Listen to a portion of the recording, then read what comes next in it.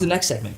This time, we're going to interview a guest that we brought on for this week. Okay. So I have Jonathan Seidl of TheCourage. John, I love Jon Seidl. Ready to talk to you. John and I have been friends for a couple of years. John used to work at theblaze.com. Now, The Blaze was, well, you remember Glenn Beck's platform. After he left the Fox News, he created his own place, and it was The Blaze. John was he was beginning there as a founding editor and then rose to the managing editor. Then he went and worked at I Am Second. What's that?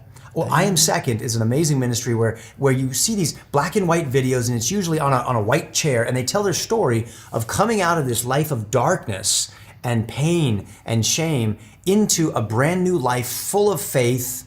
Wow. And it's really, really inspiring incredible stuff. And now he works with us at the Campfire, and he is our managing editor. Is he up? Yeah, they bring him up. There he is. Hey, John, how are you? Hey, Kirk, it's so good to see and talk with you. Okay, we have to point out what everybody's noticing right now. You have a beard, and you have a smooth dome. And That's right. Because Zach of Nazareth and I were just talking earlier about our beards, and now does your wife? Does she approve of the beard? Yeah, so it's interesting. I've had a beard since I was in high school, and I've known my wife. We're coming up on our 10-year anniversary, but we've known each other for about 13 years. And there's only one time that my wife has ever seen me without a beard, and it was in college. We weren't yet married, and she said, "Hey, can you? I just want to see what you look like, without a beard." The tone of this whole story is making me feel awkward. But go ahead. I was like, I don't think you want to see me without a beard. She goes, I really want to see you without a beard. And so I went in the bathroom and I shaved it off and I came out and she looks, her eyes get big and she goes, Go put the beard back on. Go put the beard back on. So I have never, that's the only time in about 13 years that I've been without a beard. Well, I think let's put up on the screen me when I was bald with a beard next to Jon Seidl bald with a beard. Who wore it better, right? Yeah, I mean, is that the question? My beard had to go away. My wife and my daughter didn't like it at all. So, well, John, I'm so great to be talking with you. And we've been working together now for about 2 years on the Campfire. And you and Caitlin, who, by the way, is not your wife. She is the other editor on the Campfire. You guys have done so much to create the Campfire community. Here's a question. Of all the things that you've learned over the last couple of years, what has surprised you most about those within our Campfire community? It's a great question. I think, we do a weekly live chat with the Campfire members. We're in the Facebook group. We're in the Circle, which is kind of that online message board that they have access to. And so we try to spend a lot of time just, whether it's answering questions, whether it's encouraging people. I've been really surprised at the level of candor that people have had, and I think people are looking for that, don't you? Like, where can I actually talk without getting shut down because of my opinion? If I'm not politically correct, or if I don't agree with you, are we going to not be friends anymore? Absolutely. And so I think my favorite things are when I see someone say, "Hey, I'm having a hard time in my marriage," or I'm parenting a kid with disabilities. Does anyone have help? And I kind of feel at the end of my rope, and you just watch these the members come around each other and just love on each other. And I think there's a certain comfortable feeling you have behind your screen where you can actually go online. You don't feel like you're being judged. That people are, it's like a telephone conversation or a letter. You feel like you could probably express yourself a little bit more through your keyboard and be honest with a little bit of anonymity. And yet you're connected with all these people. So I think that's one of the good aspects of the internet is if you're coming together for community with the right motive, you can actually get pretty deep with people. Yeah, and Kirk, you said this in the Engage course, right? I mean, I think for social media and the internet, and a lot of it gets a bad rap, but it's just a tool, right? And it's how we use it. And so I think what you're seeing in the Campfire and in the community is you're seeing it being used for a lot of good. You're seeing it being used for healing and help. And truth. So I love that. So we've been at the Campfire for a couple of years now, and it's been great to see how it's been growing. We're always trying to raise the bar and add something else for the community. So we started with these videos. We've got a podcast now. We've got daily devotions. We've got e-courses. Chelsea's weighing in. We have Zach of Nazareth now here together with us in this cool new space. What can we expect in the next year? What have you and Caitlin got cooking? Well, so I think you hit on a bunch of those things. I think people may not realize, but when we first started the Campfire, it didn't even include the courses. That's right. Right, and so we've through conversations with you, and as you've talked to people on the road, and as we've talked to people, we want to continue giving them more. And listen, we know that they spend their hard-earned money to be with us, and so we want to be stewards and good stewards of their resources. And so I think this is a great example, right? I mean, we went from 5-minute Campfire weekly videos to now we've really expanded that, and I can tell you the audience that Kirk called me over New Year's, right? I was out at the lake, and Kirk and I had a great conversation for an hour just about dreaming about what we could do for you guys. And so it really is on our hearts to give you more. So we're doing this. I would say that we're throwing around and cooking ideas about some special events in the future, more new courses for you guys, and so this is, like I said, a great example of what. Well, I love the aspect of the community coming together from all different backgrounds, religious backgrounds, racial backgrounds, family backgrounds, and us being able to just pool wisdom, and also to be able to share our struggles together and talk about how our faith, how our family, how our perspective on the world can really help one another. Now, I'm interested about what your take is on the podcast. How is the podcast going? And do you have a favorite interview? What's your favorite of all your episodes? Do you have one? Yeah, we that podcast, Caitlin and I just really look forward to that every week. We have a great time with our, just like you and Zach and Nazareth have a great time there with your banter and back and forth. Caitlin and I do on the podcast.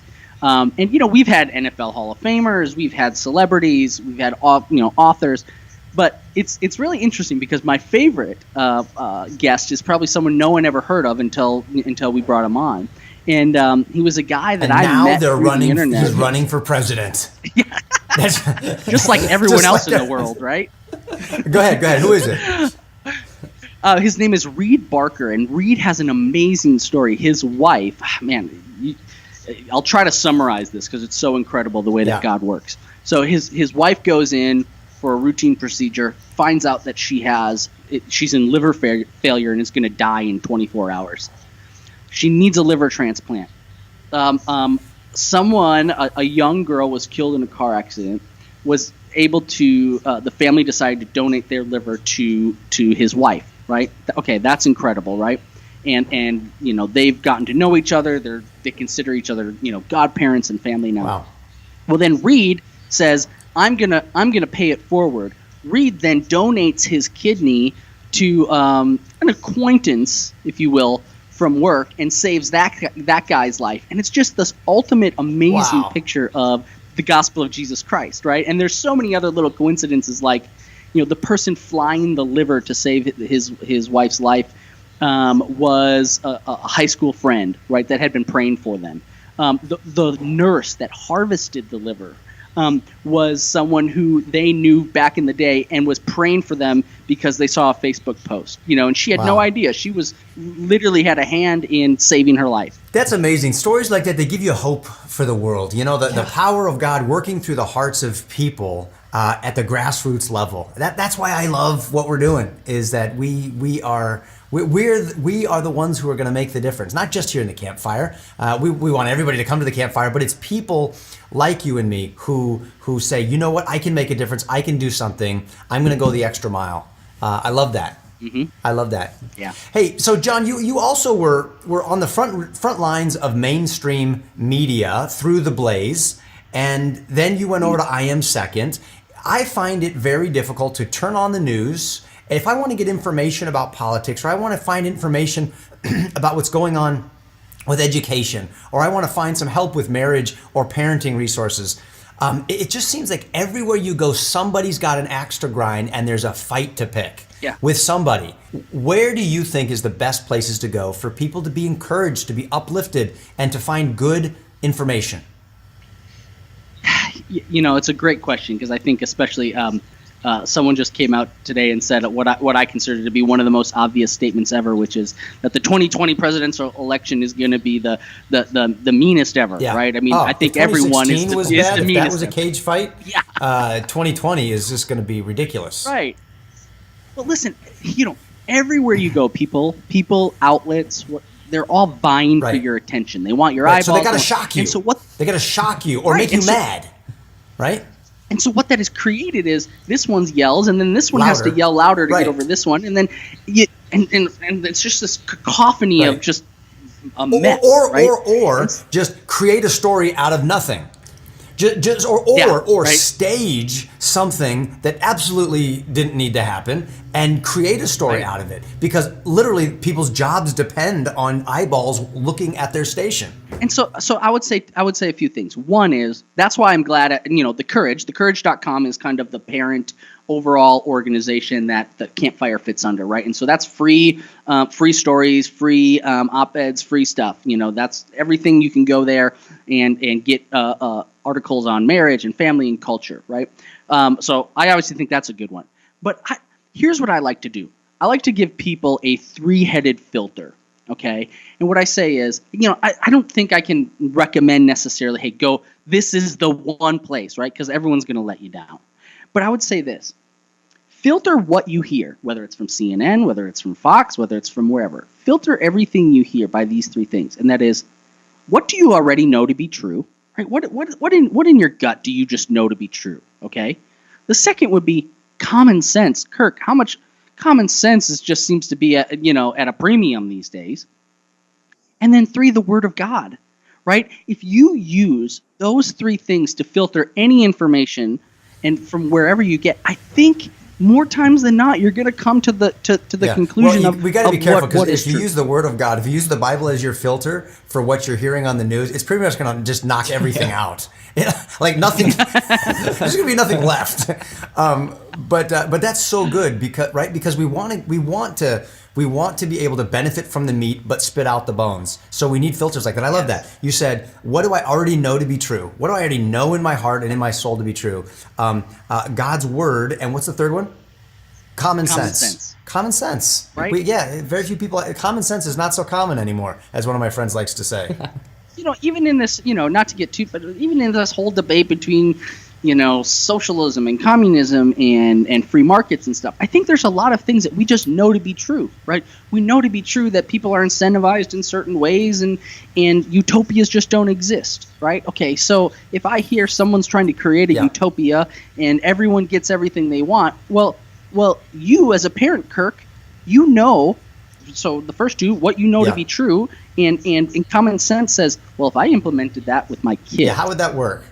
Or if I implemented that strategy, one of the things that I like to do, John, is when I hear of people talking policies, whether it's border control or whether it's socialism and whether it's government assistance, I start to think, like, if I shrink the whole national-sized problem down to my family, and it's not a perfect analogy because there's going to be differences, but if I shrink it down to my family and I say, how would that work in my home? If I just start saying, well, I'm not going to get into a bunch of details. Let's save that for a whole episode. But right? But I like that as a test. It is a good test, and I think that's that test. common sense filter that you were just talking about. Yeah, absolutely. John, I love when we get a chance to talk, even if it's over the internet like this. Another great use of technology. Yeah. I think you're rocking the beard very well. I hope your wife lets you keep it, and I hope mine lets me grow mine back one day.